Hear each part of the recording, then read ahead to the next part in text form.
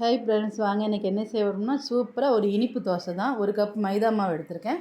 1 cup சீனி, 2 ஏலக்காய் மிக்சியில் அடிச்சுக்கிடுவோம். அடிச்சுட்டு நல்லா மாவோடு சேர்த்துக்கிடுவோம். தண்ணி சேர்த்து நல்லா கலக்கிக்கிடுவோம் தோசை மாவு பதத்துக்கு.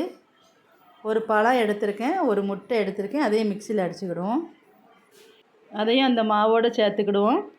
கொஞ்சமாக தண்ணி ஊற்றி மிக்சி ஜாரை அலசி அதில் சேர்த்துக்கிடுவோம். நல்லா கலக்கிக்கிடுவோம். இப்போ கொஞ்சம் சோடாப்பு, கொஞ்சோண்டு மஞ்சள் பொடி, ஒரு பிஞ்சி மஞ்சள் பொடி சேர்த்துக்கிடுவோம். ரெண்டையும் நல்லா கலக்கிக்கிடுவோம். தோசைக்கல் காய வச்சு 1 ஸ்பூன் எண்ணெய் சேர்த்துக்கிடுவோம். 2 கரண்டி மாவு சேர்த்து நல்லா மெல்லிசாக தேய்ச்சிக்கிடுவோம். நல்லா மொறு மொறுன்னு வேகட்டும். திருப்பிக்கிடுவோம். பழமும் முட்டையும் சேர்ந்ததுனால ரொம்ப டேஸ்ட்டாக இருக்கும். பிள்ளைங்களுக்கு சாயங்காலம் இப்படி வரும்போது 2 தோசையும் கொடுத்து 1 கிளாஸ் டீயும் கொடுத்தீங்கன்னா சூப்பராக சாப்பிடுவாங்க. ஹெல்த்தியும் கூட முட்டை சேர்ந்ததுனால.